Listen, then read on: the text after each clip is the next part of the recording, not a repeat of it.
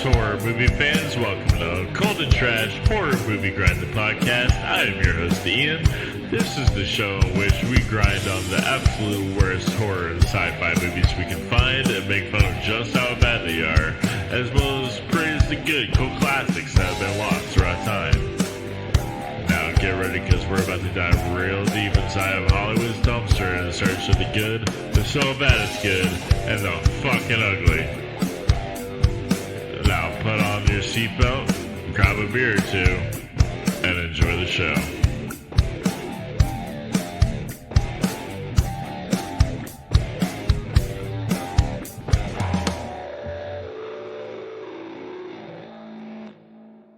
What's up, everybody? Thanks for coming back. Today we've got your one-way ticket to midnight. Call it heavy metal. That's right. We're doing heavy metal from 1981. It's got 6.6 stars on IMDb. This is definitely a cult classic. It's one of those that is like either you've never heard of it, or you have heard of it but you haven't seen it, or you've probably seen it like 100 times.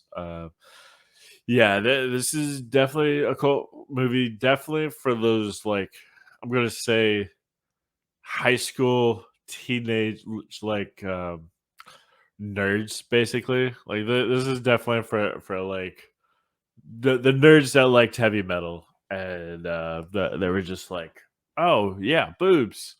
But it's still, like, I'd say it still holds up.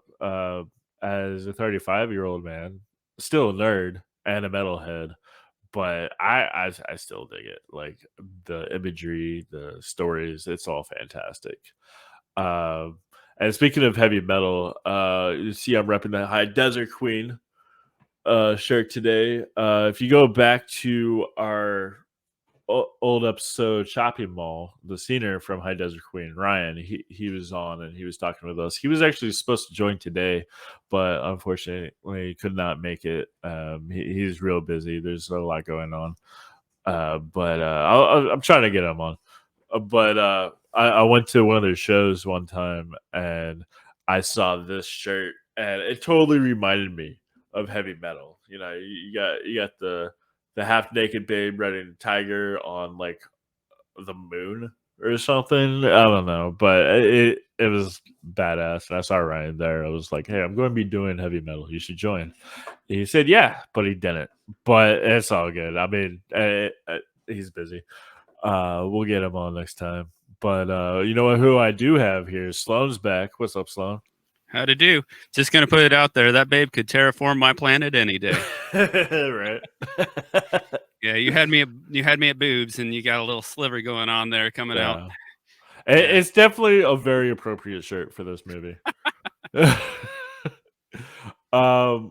So actually, yeah. So Sloan, what was the first time you saw heavy metal? Man, I've seen it a handful of times throughout my lifetime. It just interweaves. I can't define the definite time that I saw it. It was probably about when I was about 10 years old. Damn, You know, still a wee lad, but you know, it was hard to grasp the full concept when it came down to it. I mean, the animation I definitely appreciated, but you know, storyline, you have to be more of an adult to really understand the full thought process of what the orb is actually trying to convey until like a couple times the watching. Lochner. So, yeah. Which, by the way, is like the nerdiest name they could come up with. It's like the Lochner. I knew about it when I was in high school, and I actually didn't see it till I was like 21 or 22. Unfortunately, but like I just loved it, and I was like, man, I was missing out on this when I was younger. One of my good friends, he lives on the outskirts of Austin, out in Spicewood, and he's got a huge collection of like all the comic items in the magazine. Oh, right, the heavy metal magazine. There's actually like you know, sword duplications that you can buy, and his whole wall is like sconces of like special heavy metal swords. Oh, cool. Yeah, it's pretty rad. Nice. So shout out to Marcel. Nice. So when it comes to this adult animation, basically. Um, I mean, like totally teenagers watch it, but it's for adults, and it is actually it is for adults. Like I said, Definitely I 18 and up. still It says love it it. at I the still top. enjoy it. But would you say that this is like kind of something you see on Adult Swim? Oh, definitely. It has Super Jail written all over it. Super Jail Yeah, Super Jail. totally got that concept, and so, uh, Right. Yeah. yeah.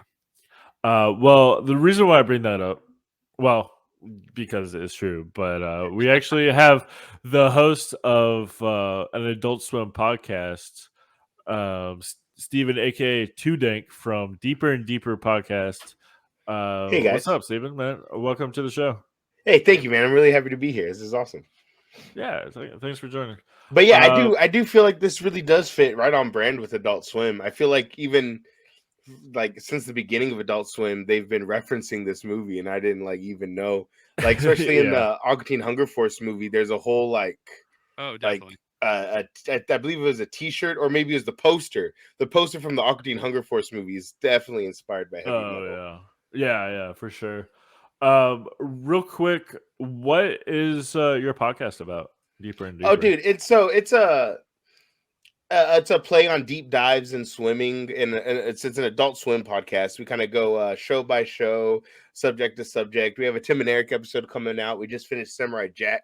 That episode was a lot of fun to do. But yeah. And so it's just me talking about something I've really been into since I was a freaking kid in middle school, dude.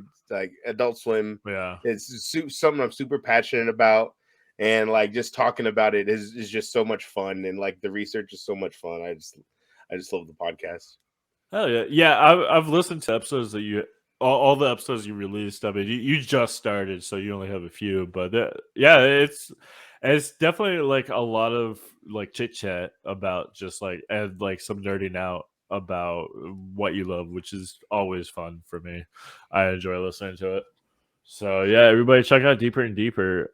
Um, and so yeah, like I said, heavy metal definitely reminded me of that. And so we were talking already about you trying to get on this show. So I was thinking, yeah, this would definitely be the bridge. Yeah, I was gonna try to get on the episode of Texas Chainsaw Massacre 2, and Oh watching right. that movie, dude, that one was so I man, the whole like they're really trying to like hit home that they're in Texas, and it's like so Texasy. And then the chili stuff, oh my gosh, it was such a gross Yeah. out, dude. Dog will hunt. Yeah. Someone wanted to join that one too, but also was unable to make it. But I have like on this show, like I have different guests every episode, and each episode I have more guests who were not able to make it than the ones who actually did. Like you'll hear that every episode. I'm like, well, this person and this person were supposed to join, but they couldn't make it. But I'm glad you were able to make it for this one. I'm Yeah, I sorry I am Uh, too. couldn't make it. so Steven, you just saw this movie the first time. First time I've ever seen the movie. It was really cool. It was really cool to look at, especially. Yeah. And funny thing is, I never, I didn't even know about this movie until I was like 20. So about 10 years ago, I found out about this movie. And when I had seen references to heavy metal, and like heavy metal's cover is just like desert chrome saying Mhm. like it's just as heavy metal in like a desert chrome look, right? So Right. like it like I thought it was the VH1 like docu series about heavy metal. Oh, right. Because So they and have so many of those too. Like VH1 loves to talk about the yeah, like genre of old heavy music. metal. So and it looked identical. So I thought like heavy metal was just that. When people would talk about heavy metal, dismiss it real quick because I'm like they're just talking about that VH1 documentary. But Uh, no, yeah. So around 20, I found out it was an animation. And when I saw it for the first time a few days ago, that's when I found out it was even an anthology series. I had no clue.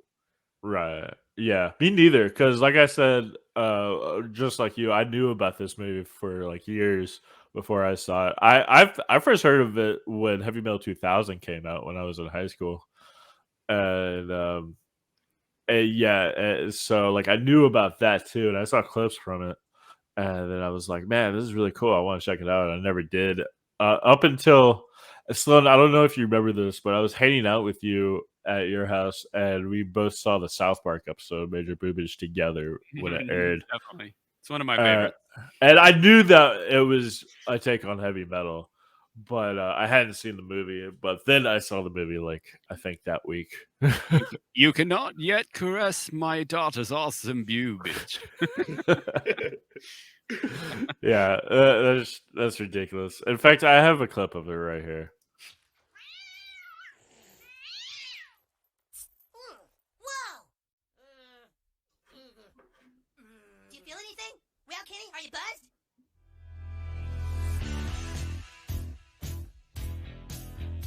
And it's the same song too. That's what I love.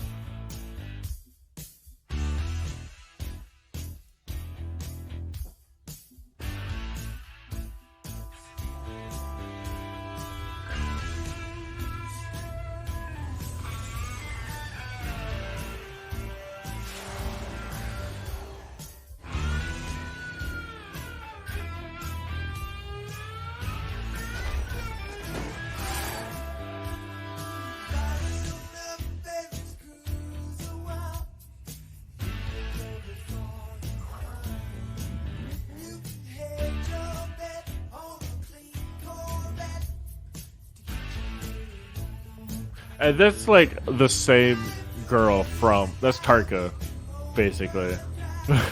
That and that's from like the final story, right? Yeah. There's like everything has boobs on it.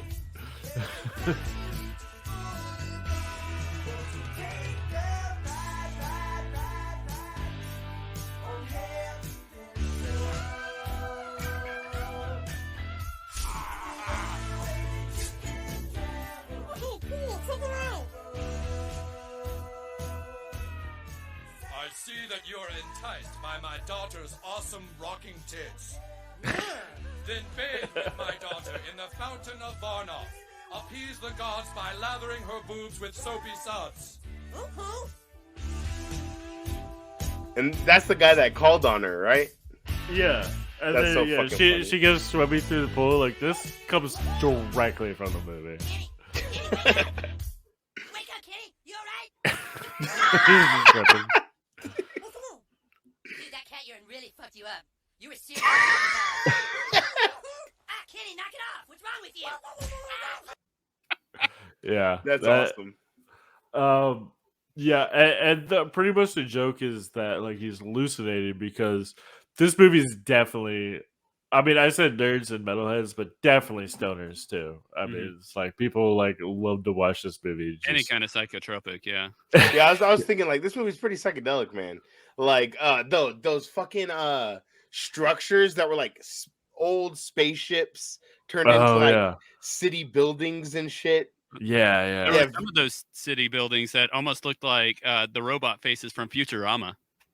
And dude. I'm sure that some of the Futurama probably was actually based on those, like all the robots. Yeah, I mean, this definitely inspired so much, and it was inspired by so much too, which I'll get into.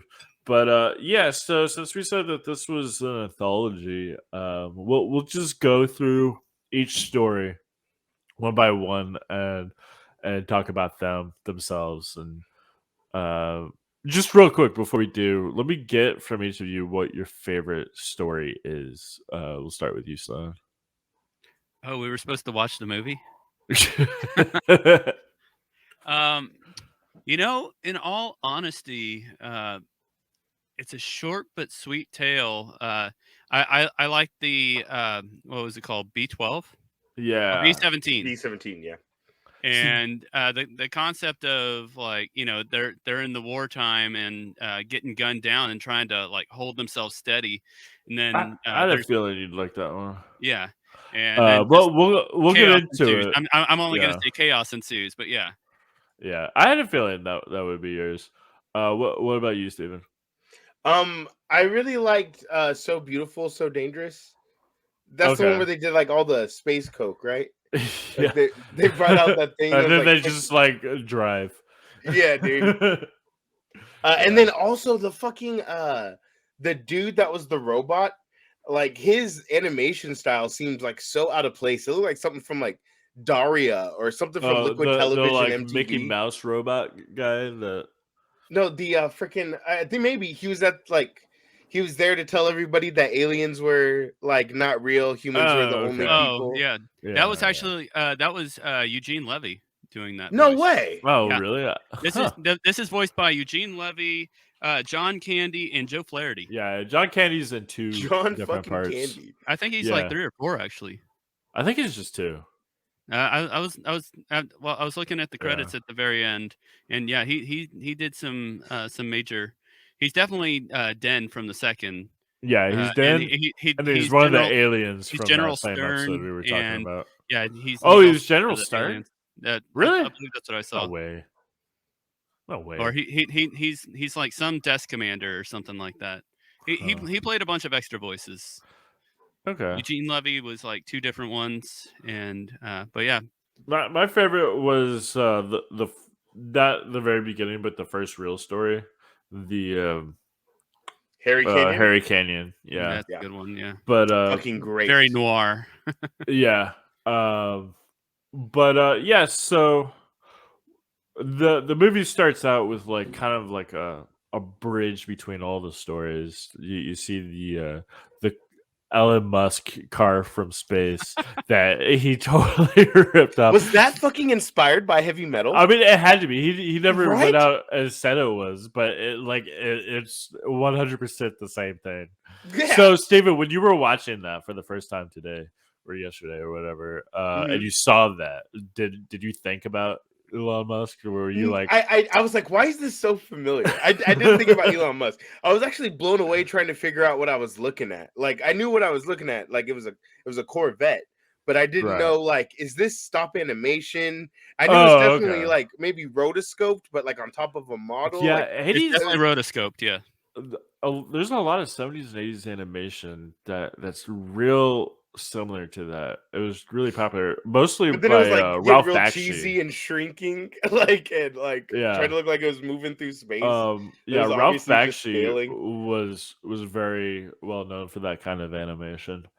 So yeah, we just see Corvette, just an astronaut driving into space, and he just like goes down to the planet and just parks at his house, which is pretty sweet. Bounces perfectly. He's got some great suspension. I mean, yeah, I mean, basically, like he was just like at work, and it was the end of the day, end of his shift, and he just went home, and he goes up to his daughter and gives her like a little orb thing, which is the Lochnar, and he's like, "Look, I got this for you," and it just like just vaporized him, and then like immediately, I'm like, okay, I'm in.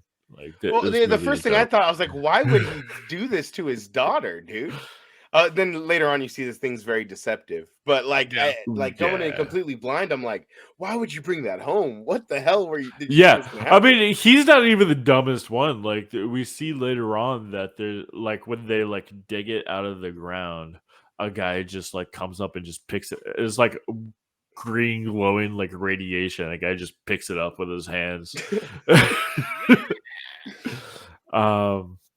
That inward shriek is like I can't tell if like it's devouring their essence and just disintegrating them, or if it's just like, all right, you get the death ray, just like how the first Harry one, Canyon. Harry Kane has the backseat laser beam that just takes people out. Yes, which we'll get into here in a bit. So so the thing like vaporizes the dad, then just like starts like talking to the little girl, and like she looks into it, and he pretty much shows her all the different like times throughout who knows how long that it has come in contact with life and how it's destroyed that life. And then we go into our first story, which is Harry Canyon. And Sloan, I'm going to have you tell us what that story is all about. So, alrighty. So this story goes all over the place.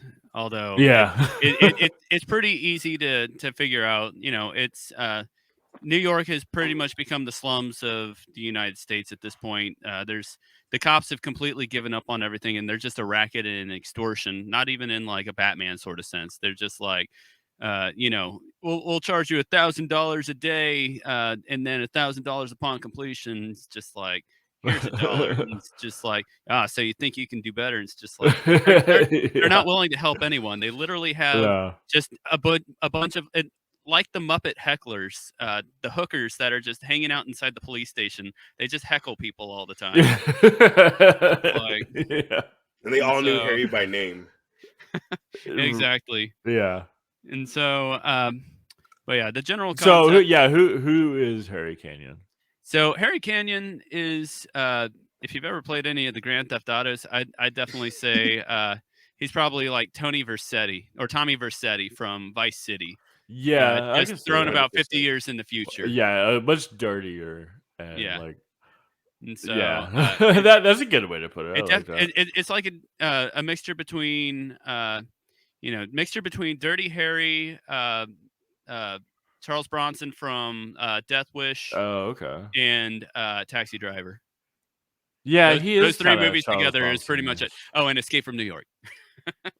So all those movies blended together, you're gonna get this scenario. And then kind of like the ripoff that came from that was Fifth Element. So you got Bruce Willis's character. I am a meat popsicle. Yeah, but he's a lot cleaner than Harry.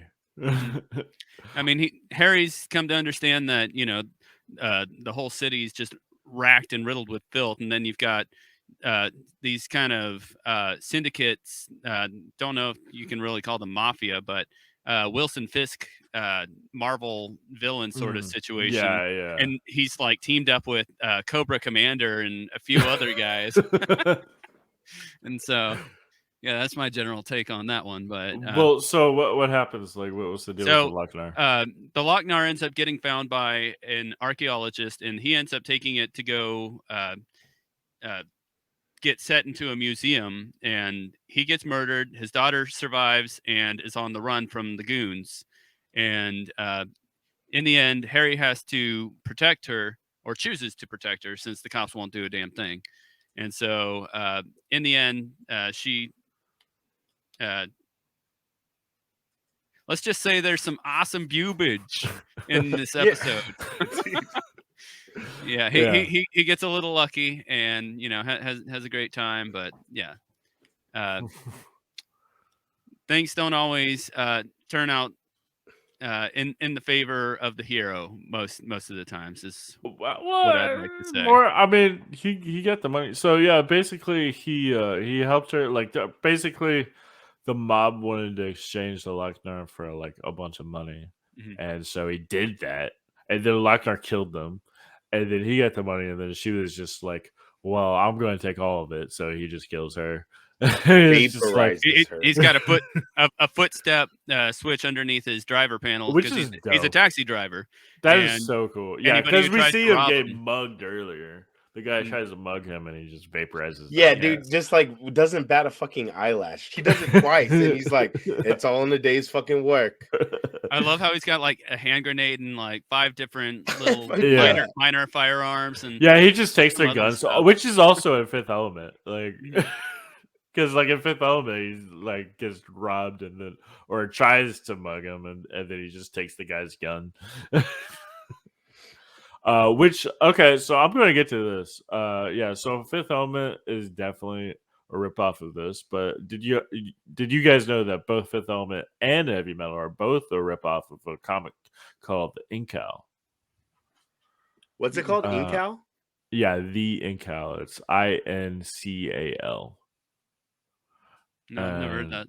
Yeah, it's okay, so this is real interesting. So the story Dune, like the new movie just came out, and this is based on a book that came out in 1964. There's a book for Dune? I'm fucking with you. Okay, so since the book has come out, there's been many times that other directors have tried to make this movie. Like there's this David Lynch one in 1984, there's 2000 miniseries, and there's this new one that just came out now.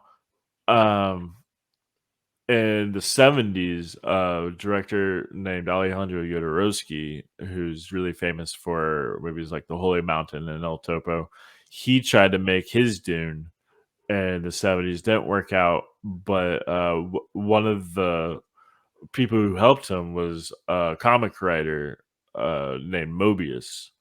And so when this movie didn't work out, Dune, Alejandro Jodorowsky and Mobius worked together to make a comic called The Incal based on their ideas for Dune. And then the Incal ended up on Heavy Metal. This story specific. The whole like flying cars, like ghetto as fuck, crazy futuristic New York, basically. Aliens. The Incal is pretty much like the Lochnar. Yeah, it's a little ball that like gives powers and stuff. Is the Incal also an anthology series, or are you saying the whole story is like the first in this? Yeah, yeah, exactly. This entire story is very similar. Like mostly as far as like looks go, the story has nothing to do with the Incal, but like all the looks. Yeah, exactly. And then funny enough, Mobius, the guy who illustrated and drew all that, he ended up as the set designer of Fifth Element. I like that. So there you go. And Alejandro Jodorowsky tried to sue them for taking his ideas, but since Mobius helped him with that, he was unsuccessful with it. Yeah, I can see that not working. So yeah, real interesting stuff there. Also, Steven, I was listening to your podcast. I think it was your Boondocks episode. Somehow you started talking about Dune, and then your coworker said it was a big Star Wars ripoff. I would just like to go on record and say fuck him. Yeah, I forget why we got on a Dune tangent. I love Dune. Like I haven't read the books, but I've like listened to like deep dive. Oh, you should, man. Yeah, Dune is fantastic. Also, I just want to get to God Emperor. There's a documentary on Alejandro Jodorowsky's Dune, like because he put so much effort into it, and so many people were supposed to be involved in it, and it didn't work out. So they made a documentary on it, which won an Oscar. Actually, it's called Jodorowsky's Dune. But anyway, back to this heavy metal story. Yeah, so that's my favorite. Like all of that included, but also like I love the whole like gritty New York. It's kind of like Taxi Driver, like the movie Taxi Driver. Was so perfect. Yeah. Yeah, his just everything about that character. Like he just didn't care about anything. Yeah, he's like, I usually don't do nothing, and the day I do something, I shouldn't have done anything. That sounded way more like Tony Montana. Well, I think. I'm still thinking Tommy Vercetti from. Yeah, that's good. I like that. Tommy Vercetti. I thought the same thing. No, it's the first thing I thought of. I was like, this is like Tommy is so relaxed. He's always wearing his like button down Hawaiian shirt and slacks, and he's just like, you know what? If it falls in my lap, fuck you guys. I'm gonna fucking take it. Yeah. I'm gonna say another thing that came out after this I believe was inspired by it. I haven't heard anything, but the movie Repo Man and Sloan. I believe I showed you that movie. It's been a long time. But yeah, in that movie, it's like that gritty future punk New York, and there's a car that has 2 dead aliens in the back, and anytime somebody opens the trunk, they get vaporized. And that totally reminded me of this. Mm-hmm. But yeah, so that's definitely my favorite. Like I said a few times. What do you guys think about it, other than what we've already said about it? Do you want to go first, Steven? Yeah, Steven. Yeah, since you just saw, what was your first? It was a good intro. I remember thinking like, why is like she fucking him? She said 2 words to him and fell asleep. And she like woke up in a stranger's house. Like, do you mind if we fuck? And then like later on, you realize that if there's a female character with a speaking role, she's gonna get topless. And then yeah. So you're like, oh, it's just part of the fun of the movie, right? And then you have sorry. And then you have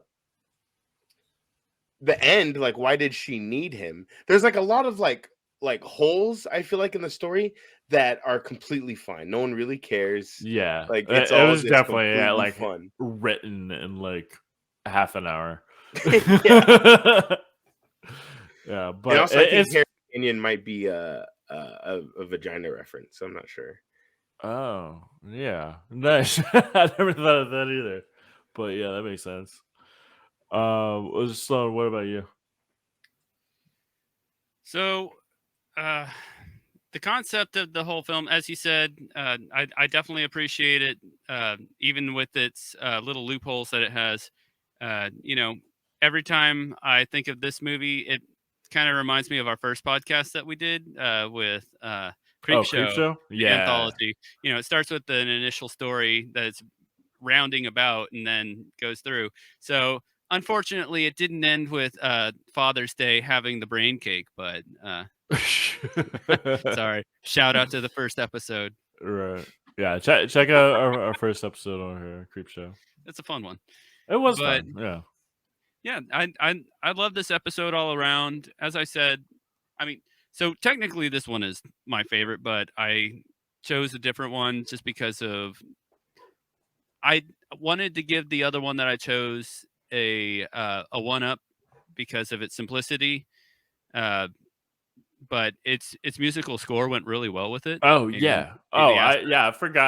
I forgot. Like, yeah, that's another whole great And thing about this with movie. with this one, oh, so starting off talking about the musical score, this movie had a lot of lawsuits because they did not have the rights to all the music. Really? Yes, and so yeah, you know they've got Journey while they're getting ready to make love. Yeah, it's a And very non-metal soundtrack, but I still love it. there's a few that are really good. Like there's some Yeah, segments that yeah, you got that Black Sabbath on there. You got I guess Blue Oyster Cult, but I mean that song, the Blue Oyster Cult song was really dope. yeah, Uh, there's some but it's aspects not really where metal. I think that some of the synth wave that they put in there really reminds me of that band Gunship, where it's just like really gnarly, nitty gritty, like just down to like a war ravaged Earth sort of situation. If you've ever listened to Gunship, like I definitely recommend listening to it if you've never heard it. It's definitely one of those post-apocalyptic style synth waves. All But right. yeah, I don't know. no, the music was really great all throughout the whole movie. They had complications, but they were still able to get it going. They had to take it out of theaters because of that fact, and it had to be home video after they finally reorganized the copyright issues. And wasn't it like 15 years later that it was available on home video? Was it? Something like that. I think so. Huh, I didn't know that. Yeah, it's definitely one of those like cult VHS films that like you see at the like movie store and you're like, damn, that's awesome. My friend told me about this movie. And you rent it and you get all your buddies over and then you're like, oh, look at all these awesome movies. One way ticket to midnight, baby. Right. So we'll round you out real quick. Why don't you go ahead and rate this one segment? For me. Yeah. So, as I just said, the musical score is great. That this one was a little more subtle with it by doing a little more mainstream items. The concept of the nostalgia of the crossovers of many different films that really brought it home. I thought really brought it together. And so, long story short, I'm gonna go ahead and give it 9 out of 10 Nice. firearms that he's absconded from people he's vaporized. Nice. I agree with you. I'm definitely yeah. It's a very strong start. Like aesthetically, this is exactly what this movie is. It's like okay. It's less on the fantastical, more on the sci-fi, and then it kind of switches back and forth throughout it. But like I've always loved sci-fi, so I I'm going to give it 9 movies that rip this off, even though this is also a ripoff. All right, Steven, how about you? Yeah, I would. So I feel like there's a lot of other stories in the catalog that could have set the tone for what I was about to get into. I really thought I was getting into like because again, I didn't know this was an anthology. I'm like, what is going on? What, I was just Yeah, I in a bet that little was girl's confusing. house. Yeah, I was like, okay, maybe this will make sense. I just got to watch, And then again, it did. But I feel like there's a lot of other stories in here that really set the tone for heavy Okay. metal. And this kind of, I feel like this would fit in better at the end a little bit, like mixed in. Also, again, really fun though. Like I really like love this story, but I'm not gonna give it as high as a 9. I will say it's about 7 Tommy Vercetti's out of 10. There Nice. we go. Which one would you put at the very beginning? At the very beginning, probably. So I'd even maybe skip to the next one. Den, I feel like it's very heavy metal. Or Yeah, freaking. I think that one's definitely more memorable. For So sure. beautiful, so Yeah. gorgeous too. I feel like that really sets a tone. Like for this like intergalactic but also is this all on the same planet? It's not, right? No, I don't. I think that the Luckner just goes from planet to planet. This is like In kind of like a time to Star Wars time. type thing. Yeah, exactly. Probably they probably don't even know of each other's existence. Just like how Den was, transferred across the universe, and so Yeah, exactly. However, I think some of them are on Earth. Like Harry Canyon for sure is on Earth. I think Like the future B-17 is like World War II, so that's in the past. Yeah.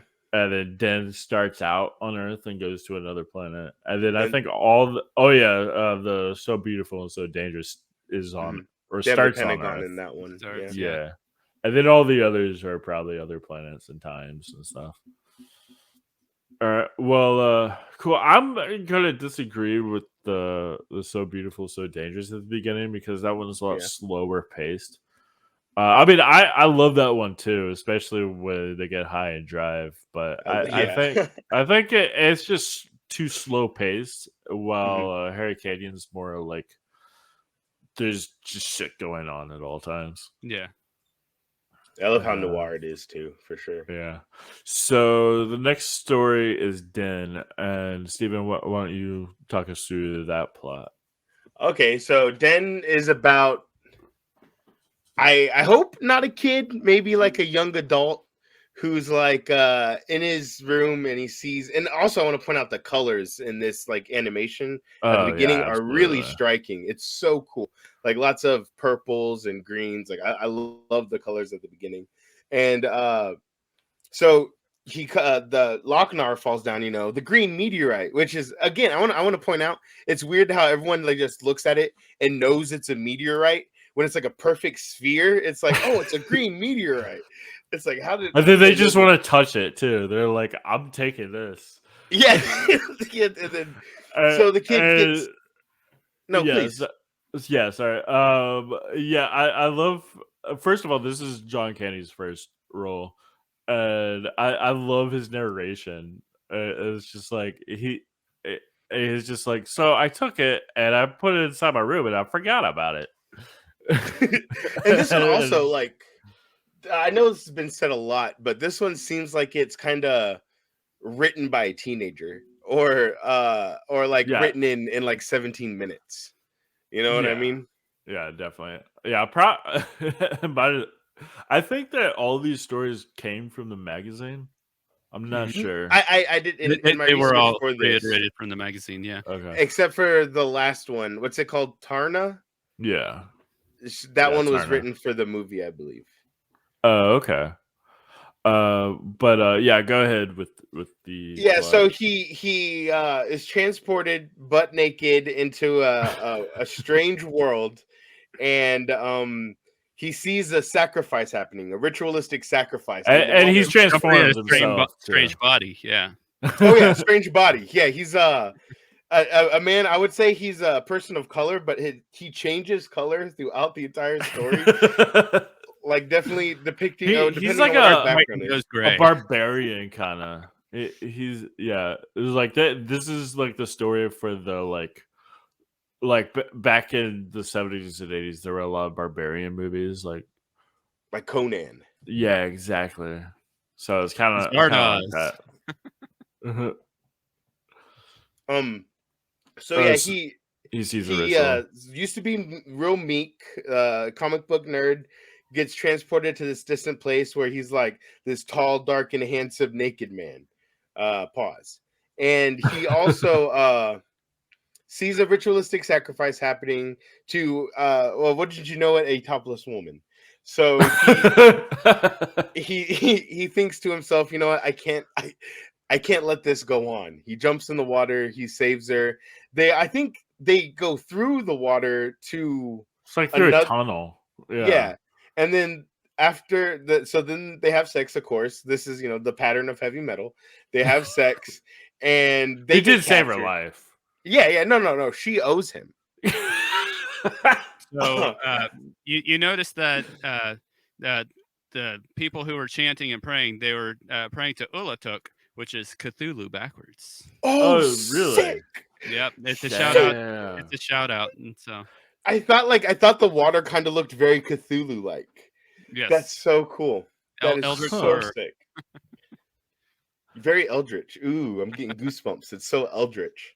But yeah, back to that. This is probably the my favorite part of the whole movie that made me laugh. Like they have sex but they're interrupted by these, like, I guess the inhabitants of this planet. Like there's a Troll few 2. humans, but yeah, the gremlins from Troll 2 basically. Ah, shucks. And he just shows up and he says, "Come." He's like, I'm working on it. But yeah, go on. So yeah, that exact thing happens, and they go to another guy who has the woman captive, and if he wants to save her, he's got to go get this scepter, which is Lochnar, of course, the tie in all these stories. So he to save his girlfriend, or his first love, maybe, I don't know, dude. To save her, Probably, he goes to get the Lochnar, and ends up running into another topless woman who again has sex with him. I really like the line. He's like, nothing in 18 years to twice in a day. Right? Yeah, because like he's this big muscular man, but his mind is still that like little dweeb, basically. So like he's like, I put on something, like I was naked, so I like. He's like, my covered dork was myself. hanging out. Yeah, exactly. No, it was so he ends up having sex with her. They turn on her. So anyway, the guy has his own pool. He gets Lochnar. He has his own pool. And who is he? Is he trying to rise someone else, or is it Ulatek No, too? it's still Ulatek. So the guy who ends up keeping Home Slice's girlfriend captive, he almost seems like a sleepy, very boring, androgynous Julius Caesar. But yeah, he reminds me of the guy from Mandy, the bad guy from Mandy. Oh yeah, I could see that. Yeah. I wrote Jebediah, I think is his name. He's just so boring. Or Jeremiah. That's his name, Jeremiah. And Mandy. Yeah. I guess that they're both just these two warring factions that are both trying to raise the same god or whatever, but they just want it on their side. And then when they fight, he's like, "No, it's mine, bitch." Yeah, he's literally like, "No, give it to me. Come on, stop, cut it out." Like, like the ADR, not ADR because it's animated, but the voiceover for that is just like no emotion. He's like, "Hey, cut it out. Leave me alone. This is mine." Yeah, but yeah, ironically, it's just hilarious. He almost sounds like a rich kid, just being like, "No, don't do this to me. It's my Game Boy." He probably was, and just like our main character, he probably just came from Earth and just landed here. He's like, "Daddy, I wouldn't be in a movie. Put me in heavy metal." Yeah, this is definitely the funniest, by far funniest. Yeah, if we're talking about if we're talking about daddy giving us a job, going back to Adult Swim, my dad owns a dealership. Yeah, dude, that's this guy. This guy is Skeet from Aqua Hunger Force. I love it. So yeah, that's basically it. Like he He ends up overpowers staying. The both of ending, them. yeah. They fight over it, and he throws a freaking harpoon. It gets electrified, I guess, by Cthulhu, who wants to keep sleeping, I guess.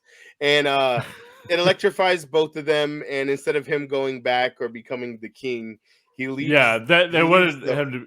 He could have like raised the peace of between the two factions. He's like, I'm not he- touching that thing twice. Yeah, Yeah, it's like dude. hell no. I'm just gonna bang this chick. Yeah. Yeah. He's just like, this is a better life than I could ever have on Earth. This is too exciting. So, Yeah. I get it. and then he had many plethoras of orgies, being like tall, dark, and handsome in that world, because it seems like he's the only human. So they're all Well, clamoring no, for him. that there are other humans. There's the girl, then there's the two leaders. So there's But four beyond that, humans. it was all monsters, and we never even talked about the when they were shivering when they were doing the secret mission down underneath the ground. It's just like the guys are all talking about the beast with the huge fangs. They're 6 inches. Oh, I'm sorry, 16 inches, and then all of a sudden, like it grabs one of the people and starts eating them. It's just like got huge sharp teeth. Oh, like my president, yeah, yeah. All the like, yeah. There's so many like people like talking amongst themselves, just chatting, like all the soldier guys. But yeah, that's basically that one. Steven, what would you rate it? Oh man, dude. You're making me wish I gave Harry Canyon a lower score, because I would probably say this one is probably like a 8, dude. This Okay. is fantastic. I love the colors. There's so much about it that I was nitpicking at, but I fucking love doing that in movies. Like how his color kept changing, like the skin color kept changing, and the fucking I think his name is Ard, I believe, the king or of the warring tribe. Caesar. Oh, okay. Caesar, yeah. But like his voiceover, and he's like, "Give it to me." Yeah, dude, that shit was so great for me, dude. I'm giving this one an 8 for sure. Okay, cool. Sloan. So I appreciate the concept of this one being the first general action-packed scenario. Like this was the first one to bring up the concept, as I said in the beginning, of the super jail style killings. Like you have the warring factions, and like it's all done hand drawn, and you get bolts put through people's chests and stuff like that, and there's just many different ways that people are executed in a very interesting fashion. But story wise, it was definitely on the upper scale for myself. Yeah. Very different from the first one, so it's really hard to compare those two together. But being the first actual fantastic fantasy style, I'll agree. I'll go ahead and I'll give it 8 out of 10 Ulatuks. All right, cool. This is my second favorite one, and definitely the funniest one and the most memorable, I think. Because like the first few times I saw this movie, I was definitely like really high and drunk, and I did not remember it. Like every time I watched it, I was watching it for the first time, but this is always the one that I remembered. And yeah, I would also like to point out there's another movie that came out after this called Sorceress, which totally ripped off the whole ritual scene, which is really awesome. We might have to do it on this show. It's like the exact same ritual thing, and so I saw it years later. I was like, "Holy shit, this is heavy metal!" But like a live action, cool. But yeah, I love it. So I'll give it 9 satanic rituals. Nice. And then the next one we got is Captain Stern, which I'll cover this one. And this is probably the weakest of the bunch. Hate it. I thought really it was hated fun. I thought it was fun too. Like it was, I still enjoyed it. I just think it was weaker. It's so you got to think of these as like the 7 deadly sins. The first one was lust. The Interesting. second one was Maybe Also pride. it was pride. Yeah. No, actually, it was avarice. The third one, which we're doing right now, is That's like probably pride, because he's just like, "Ooh, I have a secondary choice of being able to win this." And then, an angle. after it ends, his end, yeah, his angle, and it's just like after it ends, he's like just prideful. Yeah, he just kills the guy. All right, so what do you got after that? See, what was the 4th episode? B-17. That might actually be the gluttony, because the guys are doing all the drugs. Or I'm sorry, that's a different one. That's so if we already did Wrath, Okay, it could be. that one might be Wrath, but I like where you're going with it. yeah, Like- if I were to sit down and have actually thought about that ahead of time, I totally would have brought this to the table a little more professionally. But yeah, I can see some deadly sins going in here. Yeah, I definitely like where you're coming from. Yeah. So anyway, so this is a story of Captain Stern. He's in this like space court, and he's one for like all sorts of just a huge list of so many like horrible things, like murder and 31 rape counts and of murder. kidnapping. Yeah. Yeah, What, 37 many, counts of rape or something? yeah, many counts of Dude. everything, and then one movie violation, which is like One Chris. Yeah, who cares? I like also he looks very like Disney Prince Charming or like Gaston. he had kinda the style. giant chin. Like, but it was like Uh, very seemed in vein of like Disney, like or it- that time like Disney movies. That also makes me think a little more. So I said the concept of Futurama earlier. He's Zap Brannigan. Yeah, yes, I thought the Oh same yeah, thing. he's absolutely Zap Brannigan. Yeah.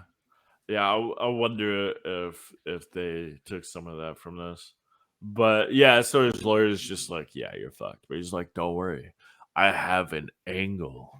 And he keeps saying that I have an angle, like all loud and shit. Everybody can hear. And then like this like small janitor kind of comes in and hand over fist. He's just like, oh yeah, he's That's cool. after he picked up the Lochnar. Yeah, from he the has a mouth. Lochnar. I thought it was just a marble. Yeah, I thought he was going to put it in his mouth like a jawbreaker. yeah. So I don't think the Lochnar really does anything. I think I have he no clue. himself hulks out, like, because that was the plan. Was like, so he like kind of like goes splits personality Hulk mode, and he goes from defending Stern to totally against him. And the And song's he, like, like, you gotta argues do with it himself. yourself. Like a truth bearer. Yeah. And he turns into Hulk and just terrorizes people and just kills everybody. And it turns out that was the angle, and Stern pays him for it, and then kills him. Yeah, he drops dude. him out of the shaft, and so Bad guy definitely wins this episode, and like, and it doesn't seem like it has anything to do with Lochnar. The reason why, Yeah, no, it's they just won. that he just has it. Yeah, well, Lochnar ended up, I guess, destroying the concept of the good guy and allowed evil to win and keep reigning on. I guess. Yeah. so. Oh, yeah. Yeah. True. Yeah. Because wherever he goes, death follows. So it was probably like the Lochnar didn't physically do anything, but like kind of like got into their psyche. And Evil yes. wins when the Lochnar's around. Lochnar is Yeah. evil, and he influences evil things around him. Yes. Okay. Well, yeah, that's basically it. It's the most pointless one, except for this conversation we're having right now. I mean, that makes me appreciate it a little bit more. But yeah, it's just like a filler episode, but still funny though. Like I definitely remember laughing a lot at it. But I'll give it 6 chins. Big old chins. Sloan, how about you? Yeah, I definitely agree. It's a filler episode. Yeah, the general concept I just filled out there. I feel that it's the prideful concept if we were going to do any deadly sins. And the writing was fun with it to where it reminded me of one of the old, like, you know, 70s, 80s boomerang series shows where it's just like the most rambunctious thing's going to happen. Like, no matter what, it's just balls to the wall, just going to be rambunctiousness. And so when he starts, they think they get away from him, and he comes down the hall. It's just like, Stern, I'm coming to get you, Stern. Yeah. But yeah, no, and in the beginning, like we didn't even cover, is just like, oh, he's the greatest person in the world, and unless you count the time that he was doing the preschool hooker ring, Oh, or something yeah. like that, prostitution ring. preschool Yeah, prostitution. he was like ring. selling drugs dressed as a nun or something. So there's just things like that that just make it super quirky. Yeah, it's pretty So goofy. yeah, it's meant to be outrageous. And so that being said, I agree. I'll go ahead and I'll give it 6. 6 bags of dope he sold as a nun. All right, nice. And Steven. So yeah, I'm gonna go in and straight. Dude, Captain Stern, I hated him. Right, as soon as I saw him, I hated him. As soon as I'm like, okay, but maybe he's redeemable, right? Nope. No, he's not redeemable. Immediately, you find out there's nothing this guy can do to be redeemed, right? And it in fact reminds you throughout the episode how Yeah. bad he is. Yeah, the one thing I really loved was that guy. I don't know what he's like, some robot guy guiding him, telling him where to go. I don't know who that was, but I loved that thing. That thing was so cool looking. And then yeah, you're just constantly reminded how much of a bad guy this is, and then he wins in the end, and that just really hurts me right in the heart, dude.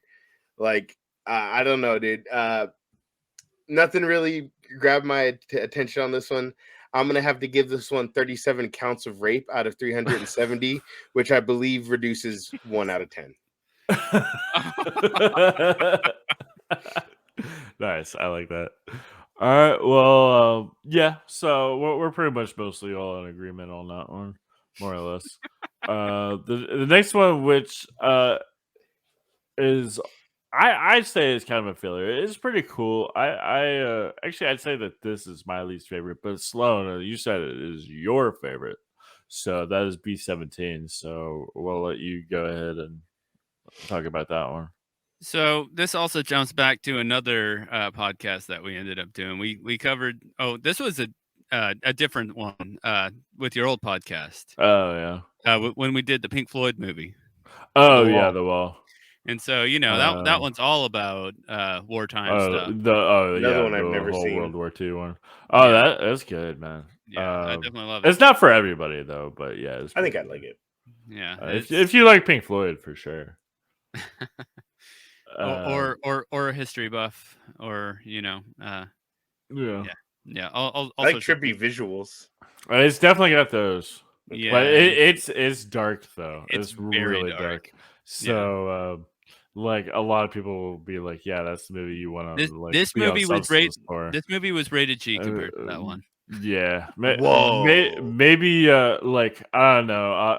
I think that if you're on substances, you might have a bad time watching The Wall. I could believe it. I know somebody who did that the first time they watched The Wall, and they were not the same person. Oh man! So is that a troll then? People saying to do that? Is that just a joke? I mean, no. it's very psychologically like it's psychologically psychedelic. Both spectrums of like the human psyche. Like it's cool to watch, like visually, but and then hard to watch sometimes. Very hard to watch. It's okay, yeah, I'll check it out sober. But beautiful music. maybe drunk will work. Yeah. But so the concept with that is World War II at that point. Okay. Yeah. And so they're in B-17. there's a firefight going on in the skies, and the airplane ends up getting hit, and a good like 8 people end up getting like shot through the head and body and torso and like legs and all sorts of different things, and only 2 of the 10 people that are on the plane actually end up surviving. And this is the music for this one really reminded me, as I said before, of band that's out these days called Gunship. Very awesome synth wave, and uh, so it's very, very deeply rooted with the soundtrack behind it. And after a firefight for a couple minutes, everything kind of dies down. They get away from the firefight, and it's just the 2 pilots that are alive. And so the plane is damaged, the hull, and so they're trying to like keep it steady. And so the second co-pilot ends up going to the back to try and check on everybody, and everybody's just been blasted to hell, like holes in their head and shit like that. And so he even makes it over to where there's like a bubble underneath with a gunner, and like he's unresponsive through the door hatch. So he starts making his way back, and then he catches a glimpse through a bullet hole in the back, and he sees that kind of like the marble size, or maybe it's like the size of a billiards ball at this point, but it's the Lochnar. Yeah, it tends to change size a bit. And he's just like, "There's something following the plane," and the general pilot's just like, "What are you talking about?" And it's just like, all of a sudden, the whole section of the plane ends up getting coated in this green glow, and the Lochnar ends up, long story short, reviving the dead guys, the dead Yeah. soldiers. And so, but he doesn't know. He's already started walking along and never noticed that it's completely stripped them of their flesh, and they've turned into like dagger fingered zombies, practically, just That is really so cool. bony. Yeah. And so he starts hearing like banging coming from the hatch underneath the where the bubble is underneath the main part of the hangar. And so he goes and he opens the door, and it just brings him in. All you see is the glass from the underside as he's getting like tossed side to side, and then just starts just getting splattered in blood. And so that was a pretty good one. And uh, the pilot himself is just like calling for him, unresponsive, and then all of a sudden he goes to try and check, opens the door immediately and starts getting charged by a zombie there, locks the door, and it's getting ready to blast all the way through, super strength, through the hole of the door. So he puts on a parachute and jumps out and allows the plane to go down and crash, and he lands down on this isolated island. And that the whole thing that really brings me to appreciate this one more, it's like Bermuda Triangle sort of situation, because when he lands, he's trying to get bearings of his situation, and in the swamps that are on this island, he sees planes from every country, and they're all crashed, and it's just this giant graveyard of planes. And then all of a sudden, all these Johnny Quest style zombies start coming out in that old Johnny Quest style, where just slinking around, hiding around every corner. And it's unfortunate, but it cuts out generally at that point where he's just screaming as they're enveloping upon him. But yeah, it's very ethereal, in my opinion.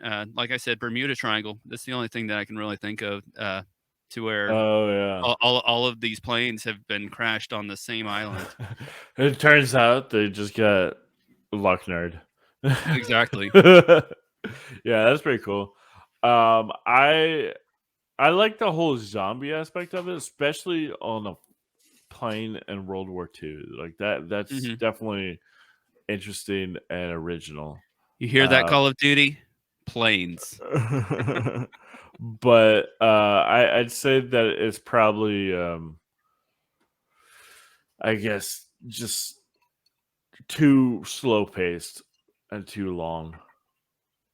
Yeah. But Sloan, how would you rate it? Well, coming from that aspect of how I explained it, that's the general one that seems the most realistic when it comes down to my eyes. Zombies, yes. Well, I mean, just you know, they're already going through suffering, and then like when they finally get to a safe zone, everything just turns to shit. Like there's no more agonizing like mentality than being like, I'm trapped. Because he went from being trapped in the air to being trapped on the ground, and it's just like Yeah. that's that's a humanized situation. Yeah. Yeah, good point. Very good point. And so that being said, I'm gonna give it a 9 out of 10 different country planes that have been crashed as grave markers. Jeez. Okay. Steven? I really like the animation on this one, right? I thought it was really like, I guess it's all similar, but I really like the airplane rotoscopes they do. A lot of the stuff I wonder like I would love to see the original footage, like the source footage for the animation.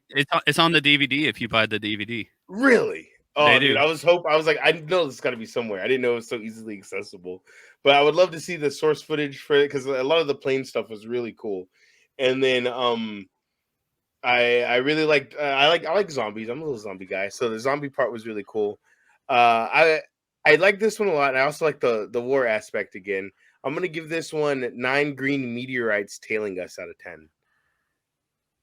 Nice. Okay, cool. I can only imagine what 9 Locknars could do. Damn.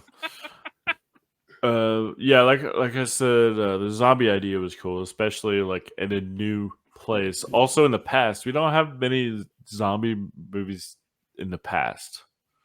Like, they're all like usually set in the present or like near future. But like during World War II, that's really cool.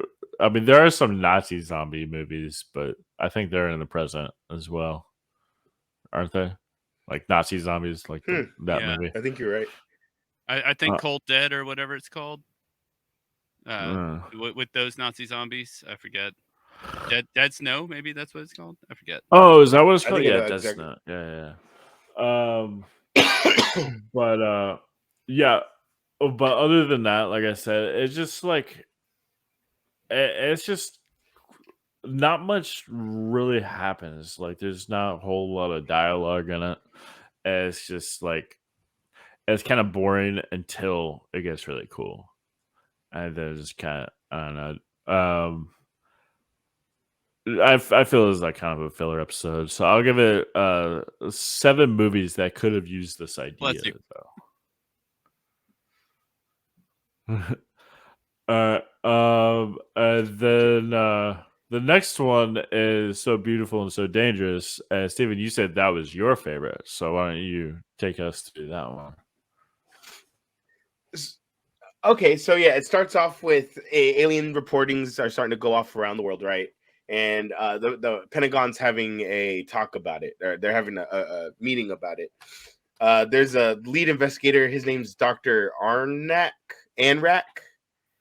I believe. He stands out to me in the entire movie. He seems so out of place in this movie. Like he literally looks like a character plucked from like Daria or from like the future and put into this movie. Like he does not fit into me. Like I love his like design. Stephen That's Colbert, part in of the my reason opinion. why I give it one of my favorite score. I see that. Yeah, no, I can see that. Yeah. Like, I'm literally looking at pictures of him, and then he's talking about how humans are probably the only people who exist on the universe. And as he's looking across from him, there's a woman wearing a necklace with, of course, it looks like a tiny green meteorite, maybe, on her necklace. And yeah, oh yeah, it is covering her bosom. So it looks like he's like looking at her breasts, and it looks like he's motorboating her. But I guess like he has some program to when he sees Lochnar, he attaches to it and gets pulled up. And oh my god, does their ship look so fucking cool, dude? Their ship looks like gets plugged from the future too, with its like big happy Oh smile, yeah, like almost like an it's like a anime Mickey Mouse smile. kind Like, of thing, or looks like Dead Mouse, maybe. yeah, Dead Mouse. Yeah, exactly. Yeah. Yeah, they probably It's got so that cool. from Which, that. yeah, exactly. This is probably Dead Mouse. Probably was inspired by this hat for sure, or this ship. There's so much inspiration I'm seeing throughout my life now that I've seen this movie. Yeah, But anyway, that's really they cool. get taken up into this ship. Both what's her name? Just some chick. Oh, I can actually. It's have her the name same right one, here, isn't sorry. it? Yeah. It might even be woman. Gloria. So Gloria and Dr. Anrak, they both get taken up. Turns out Dr. Anrak was an android, and they Yeah, he was accidentally just trying to take, keep the aliens on the hush hush. That's another Futurama reference going through the tubes. Oh yeah. Yeah, hey. Yeah, they get sucked through the tubes up to the ship. Yeah. And then Anrak gets destroyed. Gloria comes down, and then this horny, manipulative robot comes immediately. It's like, "Oh, come over here. I gotta show you something." And turns out the ship's being piloted by like two stoner trucker aliens. So it's like, I really like. So you have this thing where it's like all these people are worried about aliens, and then all of a sudden you see what the aliens are worried about, and like it's like nothing. They're getting high, like they don't care. Yeah, Like, they're just stoners. Yeah. yeah. So then the robots again. We of course, I guess you guys lucked out, because I don't think Captain Stern or B-17 had any naked women, correct? No, Correct. I did So, not. all Yeah, right. that's what they were missing. Bring it back to me. I come back with the naked woman, Gloria. She has just had sex with With the robot. John Candy as robot, it says. Mhm. Yeah, And John Candy again.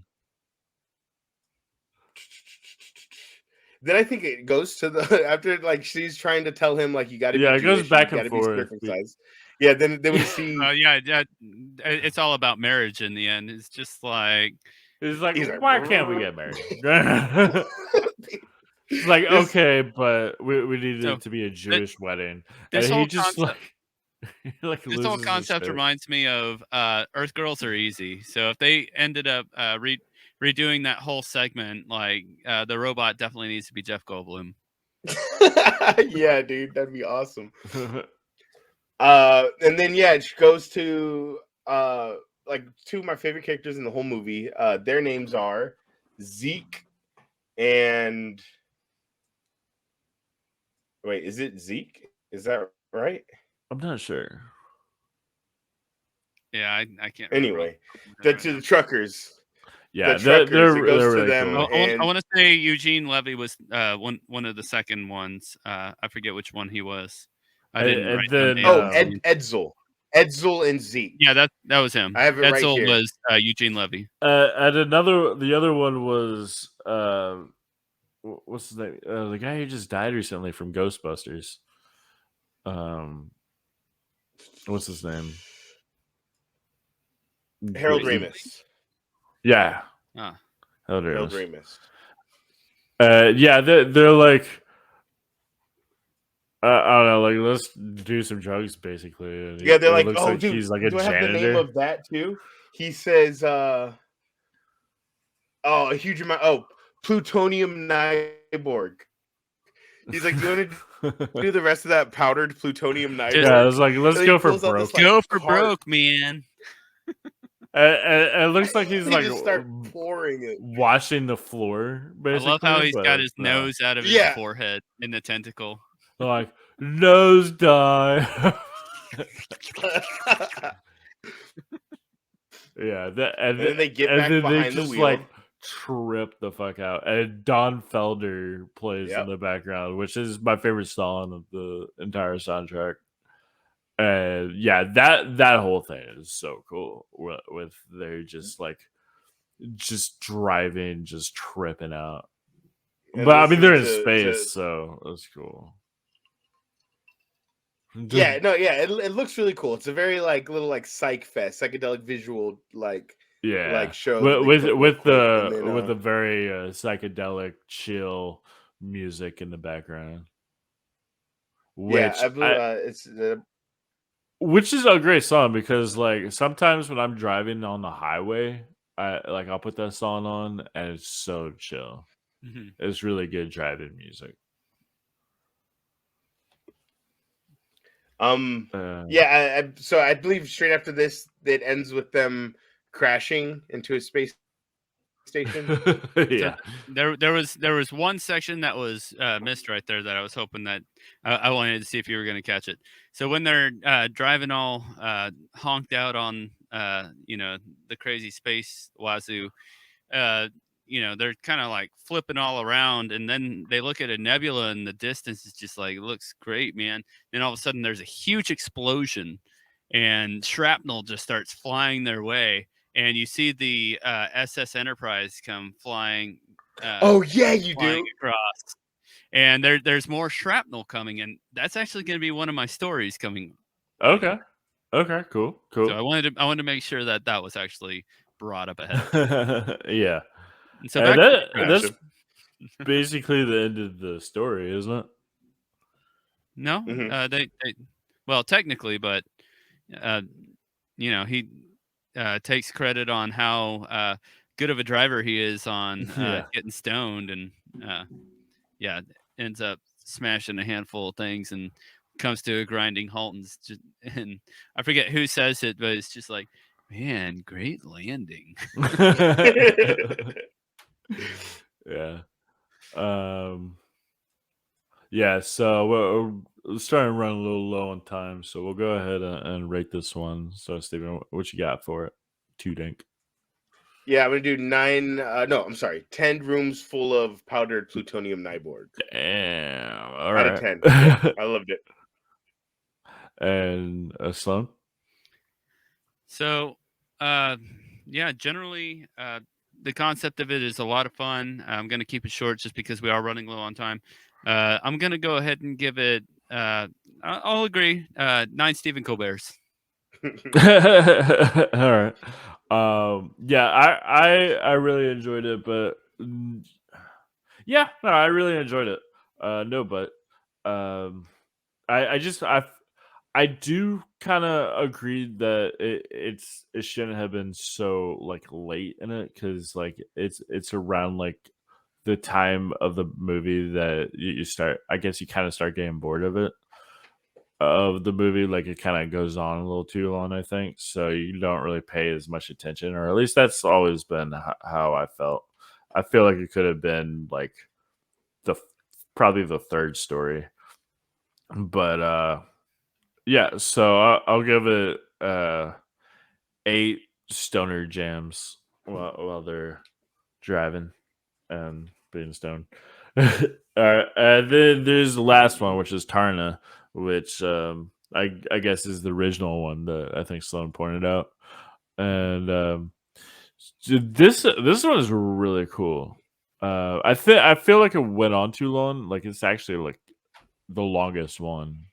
Um, but it's like it's the whole like space western thing, which is really cool. It's a whole bunch of stuff. It's fantastical. It's got a bunch of cool stuff. But yeah, basically the Lochnar goes inside of a volcano and explodes all over like That's when everybody. Lochnar is at the biggest we see him too, right? He's like Yeah, Yeah. he covers the mouth of the volcano. yeah. And then just covers everybody and it pretty much turns them into like Orcs. evil. If Yeah, orcs. Yeah. if we had Ryan on tonight, this is the song that I would have done, The Mountain versus the Quake. Oh yeah, good call. Yeah, Yeah. so basically, yeah, Ryan from High Desert Queen, which is the shirt I'm repping, who was here on Choppy Mall episode. He well, I gave everybody kind of a prompt to like take High Desert Queen songs and like swap them out with the songs on this movie. And yeah, that's a good one. I would have taken probably Where We Roam for the last one when they were driving the spaceship, tripping out. Although that was a good I song could that's see that. on Yeah. there, but that's it. Kind of reminded me of that one. But yeah. So anyway, yeah, everybody listening, check out those songs by High They're Desert good. Queen. High Desert Queen rocks. Yeah, absolutely. Um, yeah. So anyway, they become orcs and evil, and they just pretty much just kill everybody. They just massacre like an entire race of people, just genocide them. And except for one left, which is Tarna. Which is the funny thing is that what are they called? They're called Tarnikin or what's the name of the Tyrannican? Oh, okay, hold on. I'll see. Tyrannicans? Yeah, I forget. And Tarakians. Tarakians. And the chick who's left, her name is Tarna. That's like me being named human or person. You know? But yeah. So she pretty much she wants to avenge Naked. them. So yeah, she gets naked and swims in a pool. It is funny because this is. I mean, I hate to sound like a. Anyway, this is our strong female character, and Yeah. even she's introduced like nude. You know what I mean? I Like, know, this is they're definitely like- written by some They're like comic book this heavy episode. metal nerds. Yeah, Don't forget Petrie the pterodactyl. Yeah, Yeah. he's always naked. Yeah, this is the one where like, see, we're not like, like sexist. This is our feminist episode. Now watch as we draw her nude. And then when she has clothes on, she's like, and it's like this chick right here, but she has less clothing than this chick in the shirt. No, yeah. Her armor is like a bra. After she puts on her thong, the most clothes that she wears is like this little belly sash that just goes right above the butt crack. And like a glove that goes over her shoulder. Yeah. Yeah. Yeah, that's great. Yeah, so but probably I've been saying this a lot, but my favorite scene of the whole movie is where she just like goes into this bar and everybody's just like hitting on her and she's just like nope and just like pretty much just kills them all, doesn't Yeah, she? she decapitates like 3 of them like Yeah. immediately. We were talking earlier about the roto. What is it? Rotovision? What is it called? Rotoscope. Rotoscope. So that whole scenario, plus the writing, so the whole finale of this movie was actually done with a real person acting things out Really? in scantily clad uniform. Of course. And that's why it's moving so slowly when she like hacks people's heads off and stuff like that, because they rotoscoped it. And yeah, so I like that a lot. Like yeah. it's not, it doesn't hold up really, but it's still like, Oh, it still dude, looks people cool. still rotoscope, and there's like new forms of rotoscope through like After Effects and Photoshop now. Like people are like rotoscope's always held up, and I felt like it's always had a very high quality of like motion in the animation. Yeah, I love like it. it's slow, but it's like I don't know why I just love that slow. Just That's a when they lot like really pointed out that it was rotoscoped, because you could tell that it was actual people. The source was people going in slow motion. And like it was, I mean, it was cool though. It's like it's great. yeah, So fluid. it's really cool. Unfortunately, Heavy Metal 2000 does not have that. Oh, you mean Metalocalypse? Oh,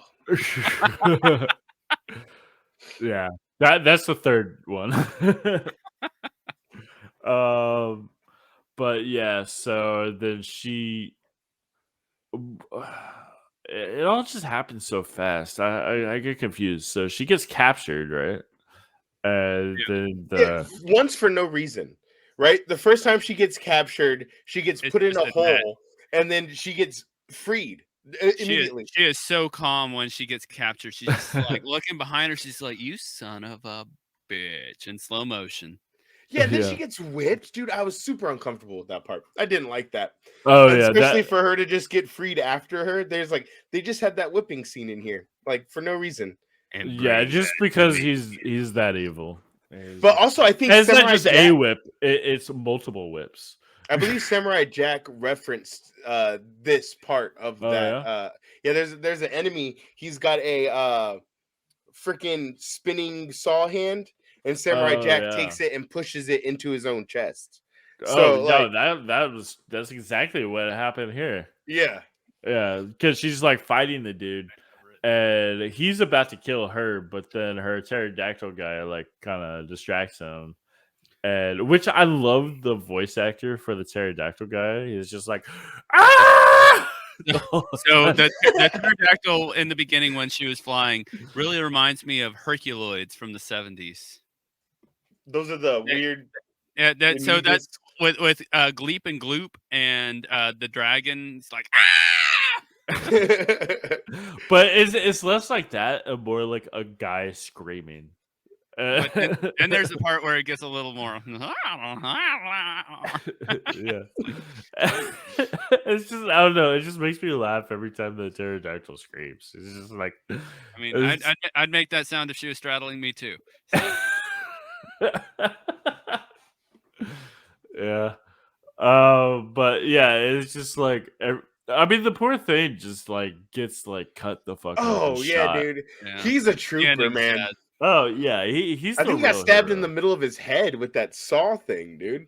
Yeah, and he still made it out. It was He, like, Yeah, he got dude. that damaged like was seven, shit. 7 times. Like after the first bolt to the neck, it's just like bye, dude. And then Petrie, he somehow makes it, and he gets his tree star. But yeah, it's just like ah!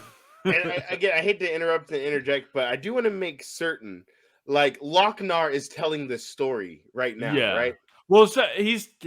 I think it's more of visual. Like she's watching us. All right, she's like, looking. He says, "Looking to me."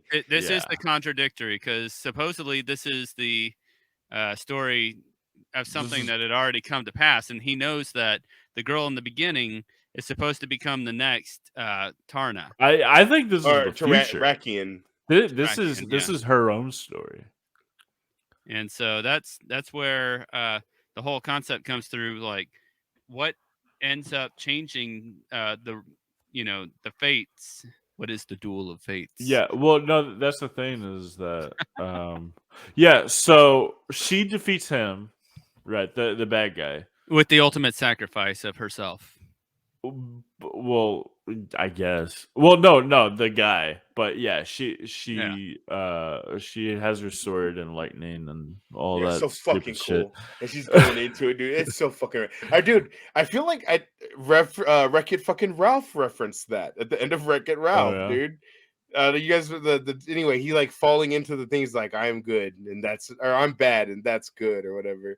Anyway, so yeah, dude, that her falling in like head first with her sword out, that shit's so fucking sick. Yeah, and then that's the end of that story, and the Lochnar just kind of like explodes, and the little girl, she runs out, and then she sees like the pterodactyl, but it's a smaller version. So actually, this isn't the past. This is a glimpse into the future. She grows up to become Tarna.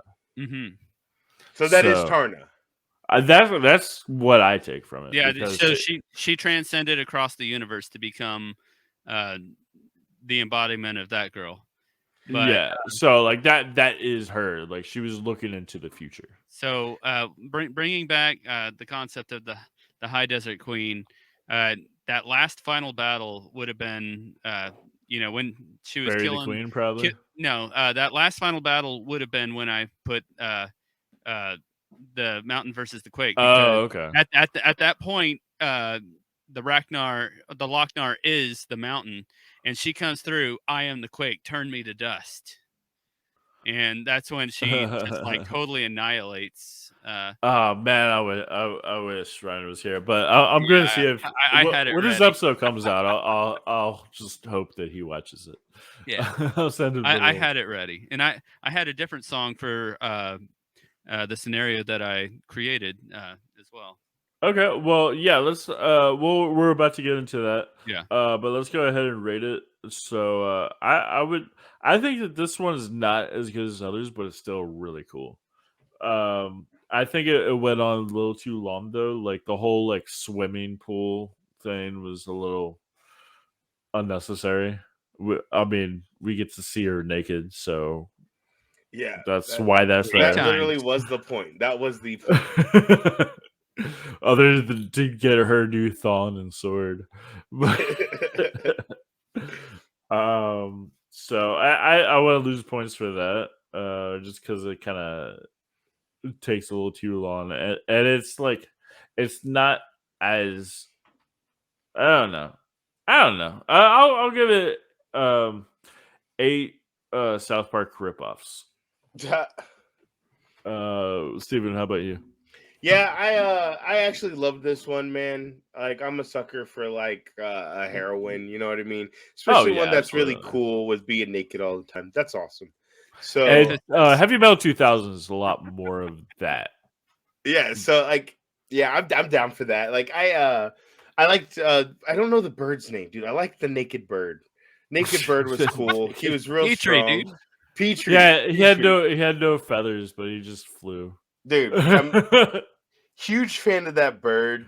Again that rotoscope scene where it's all like that's so cool. I All like of when it, the house explodes. They just got footage of just Yeah, a house it exploding. was a real dollhouse that's just bluey. and then the fights were real cool too. The fights Yeah, were really cool. Yeah. oof. I'm gonna give this one. Man, I guess I'm gonna go full Lochnar. I'm gonna give this one 10 Lochnars out of 10. All right. And Sloan? All right, so something that we totally skipped on. I appreciated that the fact that the live band that was playing was through being cool, and it was Devo up It on was stage. Devo, yes. Yeah, when she goes into the bar. And it's Yeah. like That's that fucking whole cool. Slams Star the Wars bar bar thing, the but bar yeah. mug into the dude's face as he's trying to like come onto her.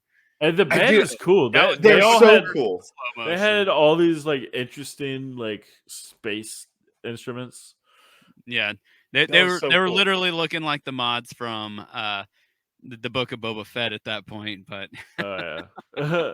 Which might sorry, have gotten from this too. it was pretty funny. But yeah, beyond that, yeah. So in the beginning, when the Lochnar took over the mountain, washed over all the citadel with the green goo lava that transforms them into the orcs, as you say. They went on to go create an onslaught and took over the Scientology department. And so I thought that was quite interesting. They're just like, we don't have warriors. We only study science and religion. It's just like, sucks to be you, dude. And so break down the door. The first person they kill is, what did I put it as?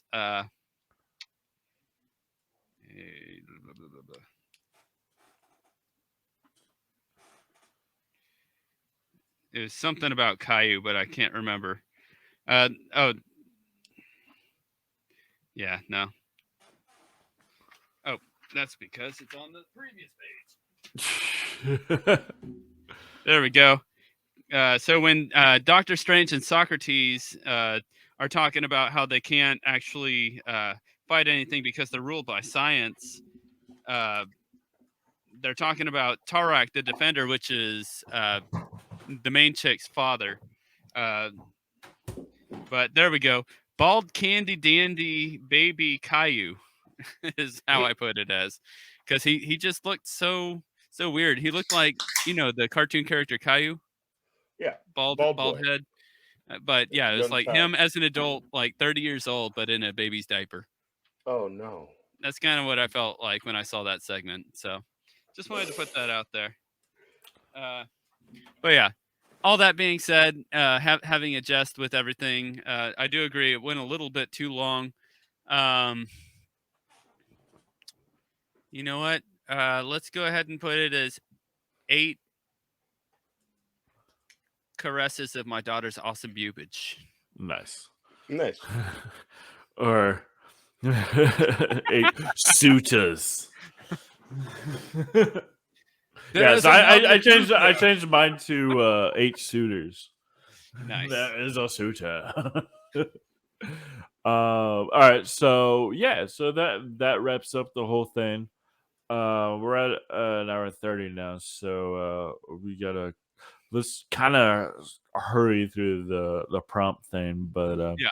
yeah. So originally, when Ryan from High Desert Queen was supposed to be here, we were talking about, or I told y'all to pretty much take songs from High Desert Queen. So because like if you listen to their album Secrets of the Black Moon, which sound is like heavy metal right there, each of their songs can totally have their own heavy metal segment story Definitely. to them. Like um there's one called Heads Will Roll, which sounds like that they would like all be good. Bury the Queen would all be good for like fight scenes, like especially Bury the Queen. Like I can imagine probably this one. This is probably the Queen right here, and there's like a whole like army coming after her, basically, and they just want to kill her, but she's too badass, and she just kills them all. And like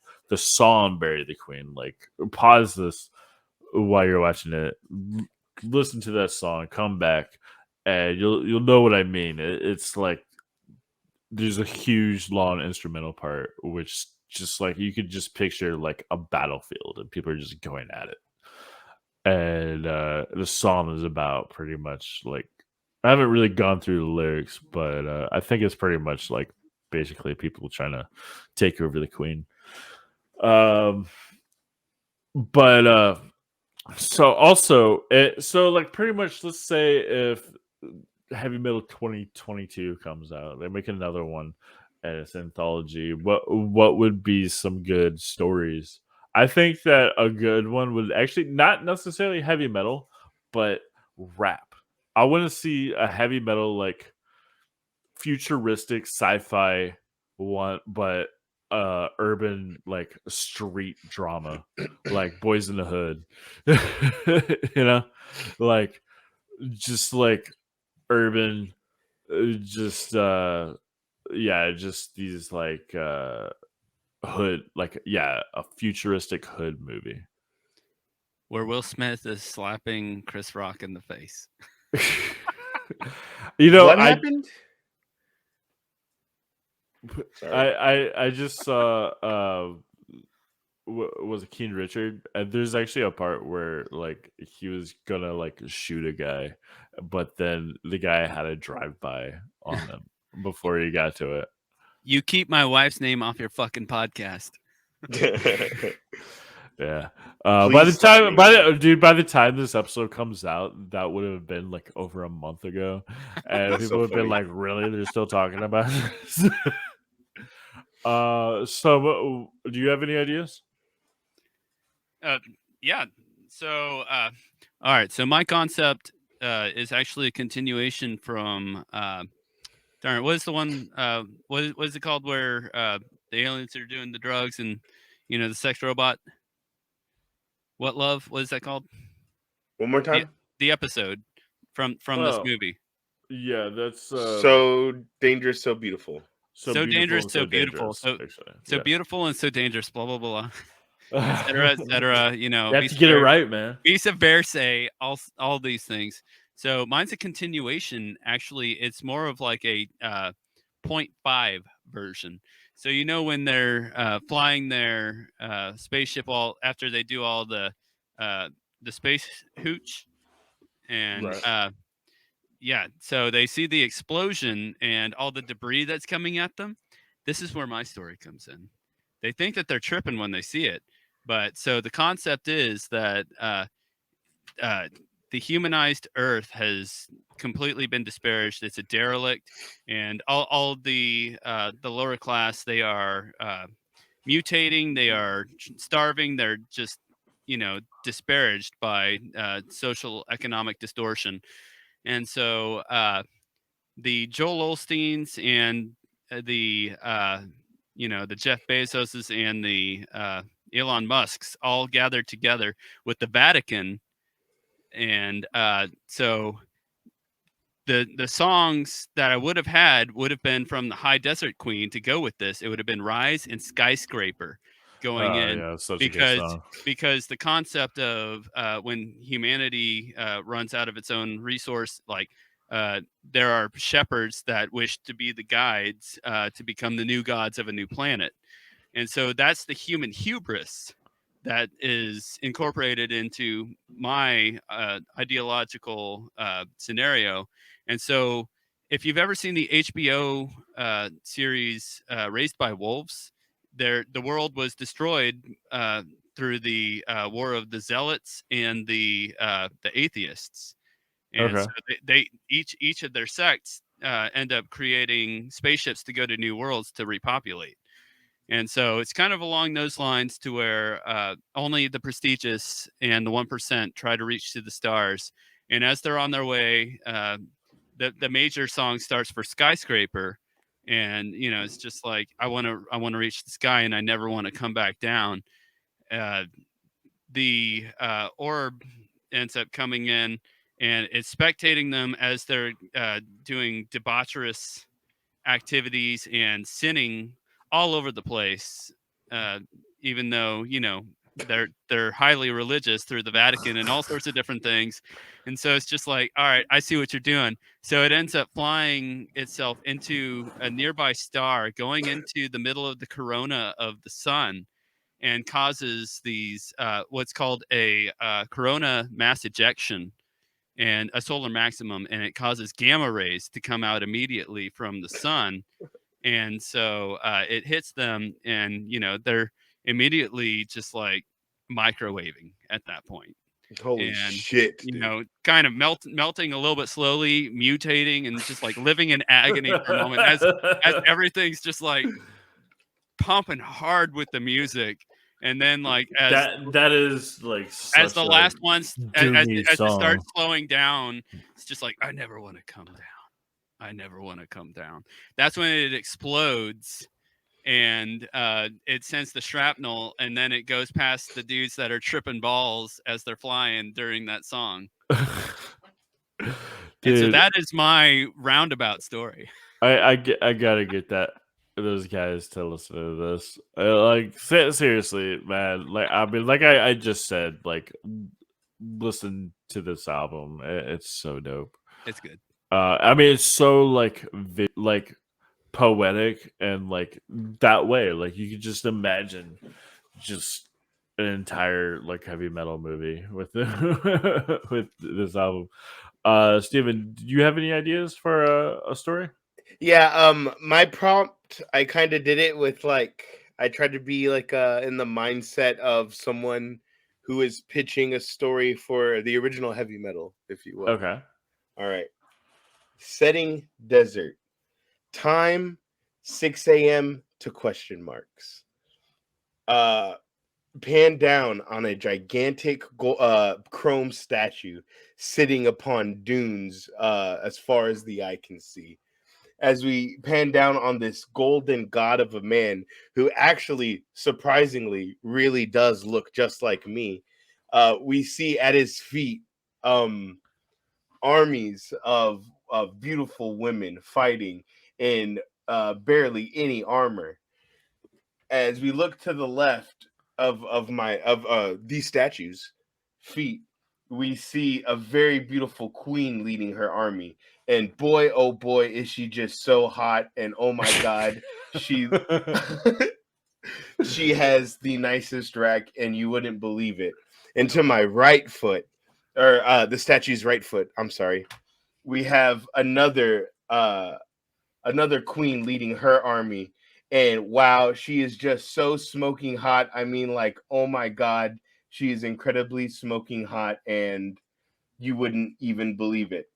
And as they're fighting, something green in the middle of, well, I guess the groin of the statue opens up, and it come out from this green glow is I guess the person the statue is based off of. Let's call him Nevitz. And Nevitz comes down and says, "There's no reason to fight. I can bring peace amongst you." And the two leaders of the tribes come in and meet with Nevitz. They begin to vigorously make out with each other, and oh boy, it's just so hot and it's just so smoking. They end up making out with Nevitz, and Lochnar leaves the planet never to be seen again. Okay. My favorite part was when you became omnipotent because the second queen was by your right foot. You are a god. Yeah, that's pretty good. I could see that like turning it more into like a porn parody. Dude, also, the heavy metal was borderline smut, to be honest. Oh, absolutely, especially the magazines. I could see that. Yeah, totally. Nice. All right, well, that'll do it for this episode. Well, actually, let's all just rate the entire movie all together. So like, I mean, I think this movie's iconic. It's definitely very misogynistic. I mean, it came out in 1981, so of course it is. Insulting to women, embarrassing for men, dude. Honestly, yeah, that's 1981. Heavy Metal 2000 was definitely a lot less of that, but it didn't have the substance. Like like heavy metal is like very aesthetically pleasing. It's got all these amazing stories, but they had a certain audience, and that audience was 15 years old. it really seems like it's written by its audience too. Like, you know what I mean? Yeah, definitely. Like, but heavy metal comic book fans made heavy metal. But yet somehow it still like stands the test of time, and it's like all that aside, it's still just incredible that so many people are influenced by it. So many. I mean, we've named a whole bunch on this episode so far already, and then there's a lot of music based on it. Like there's a band called Sleep that has a song called Dope Smoker that they have like the image of it is like all these like shadowed cloaked guys on a desert like smoking bombs, and it just looks so heavy metal. Yeah,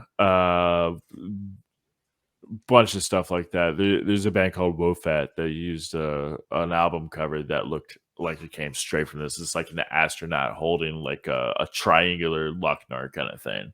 Oh, cool. Yeah, it's dope. So yeah, it really stands the test of time. All the misogyny aside, and I think that they should make more. But sorry. I'll give it 8 stoner nerd metalheads watching it at all times. Sloan, what about you? All right. I wanted to say something during that whole segment. So I'm definitely going to put it out there that this movie in 1981, this is the original Weeboo movie. Okay. Weeboos are the dudes who are, totally infatuated with animated boobies and all sorts of situation these days. But yeah, there are some diehard fans that are a little too intense with this kind of artistic lifestyle, and one it made me think about it when you were pitching yours, Steven. Your concept is just like, so this is what's happening. We're gonna have lots of awesome boobage on this side, more awesome boobage on the other side, and they're all gonna make out, and I am God. And right, yeah. Yeah. That's about right. I love so what it. do you rate it? Well, don't forget that the Lochnar is my left testicle. So Oh, cool. I wouldn't dream of forgetting that. yeah, What's the right one? God number 2. Other one. You got Lochnar and you got Rock Hard, but right. Heavy. Sorry. I was holding that in for a long time. TikTok, Sloan. All right. Long story short, this movie is definitely very iconic, and I think I really spoke my piece throughout the whole film. Tried to bring all the pieces that we didn't really shed during the story time to light as we went along. So, I appreciate the whole movie. I'm gonna go ahead and give it a. Even though I gave everything a lower score, I'm going to go ahead and give it a 10 out of 10 Petries that fulfilled my wishes because I thought he died well beforehand. Yeah. All right. And Steven. Yeah, dude, super iconic. Watching it and seeing like how influential it was even to modern day culture and like pop culture, like throughout it coming out to now, it was mind blowing. That being said, I do feel like this movie borders on, and you guys might hate me for this, but it definitely, I feel like it borders on so bad it's good territory. I mean, no, that's what this podcast is all about. Okay, so yeah, like it is like, yeah, again, yeah, super filled with these plot holes. Like at the end, I really feel like Lochnar killed himself. Like he didn't, you know what I mean? It's like, why did you do this? He just blew up for like no reason. Yeah, so it's very there's all these plot holes in it, and you laugh in the light that these characters are painted in, and you laugh at the light the women are painted in this movie, but at the end it is so fucking cool to look at, you know what I mean? Yeah, and so like brutal, and the animation is so stunning. Again, the rotoscope of when the man first lands at home and it goes up his house and to the door, beautiful, smooth animation, especially for 81. Like I loved it. Is I can see how iconic it is with all its blemishes and stuff. I'm gonna sit right in between y'all and give it that 9 out of 10 9 out of 10 of Sloan's right testicle. Good. Number two. Perfect. All right. Well, so this was Heavy Metal 1981, and next week we're going to come back and do the sequel, Heavy Metal 2000, which is definitely not as popular. It definitely has. It's only one story.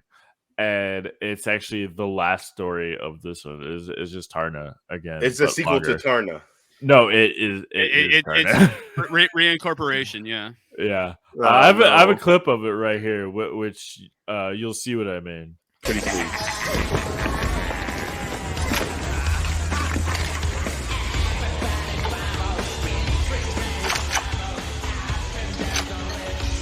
I don't know why it's in slow motion. I guess it's just the video.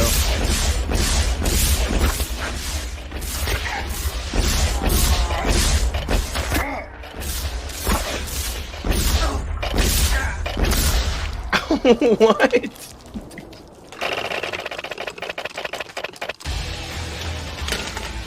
But yeah, this is the bar scene that we saw in the Heavy Metal. Oh no.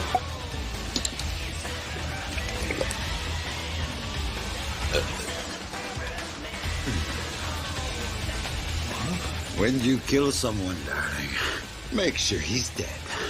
What the hell?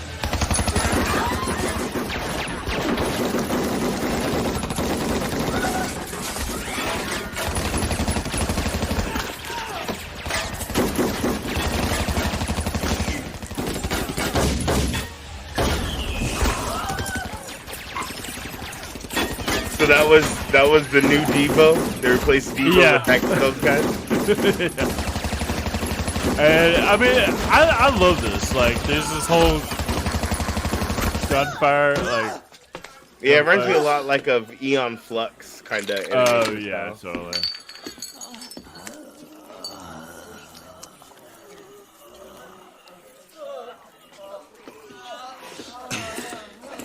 Well, looks like happy hour's over. Hey! Who's gonna pay for all this? This ought to take care of it. Here, keep the change. What? Holy shit! Grenades!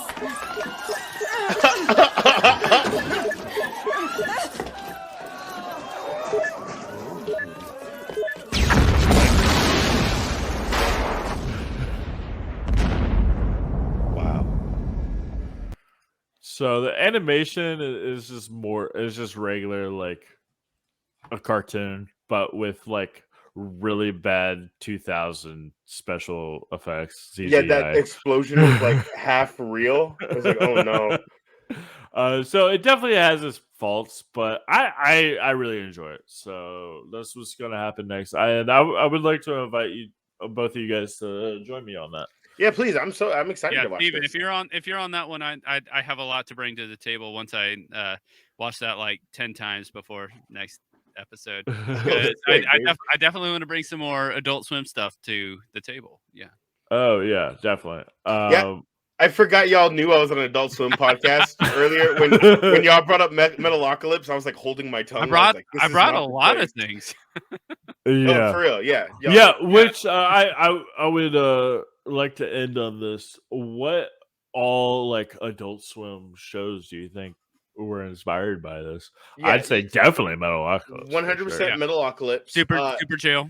Super Super Jail. Jail. 100%, dude. I even down to Aqua Teen. A lot of the I feel like musically very much so inspired by heavy metal.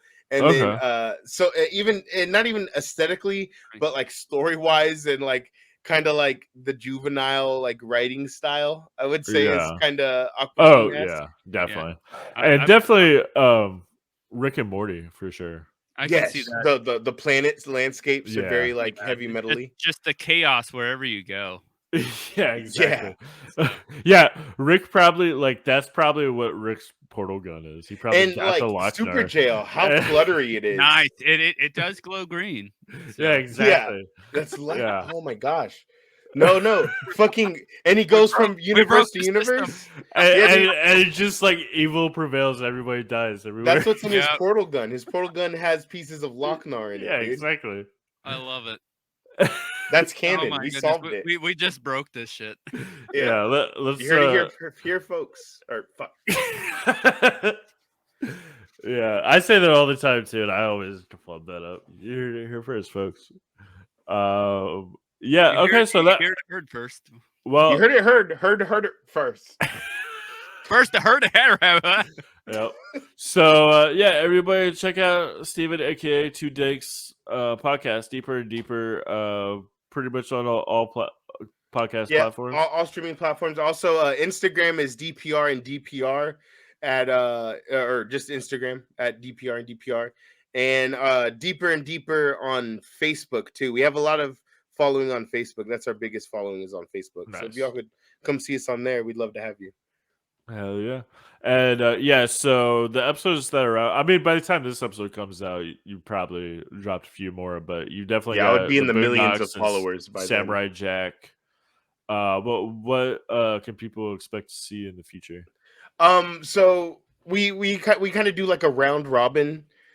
So my little series, I'm working on a bit of there's three of us. I'm working on a bit of a Tim and Eric kind of role. So a lot of mine are going to be Tim and Eric based. And then after my episodes, it goes to Leafy Lynn, my co-host, or as we say, permanent special guest.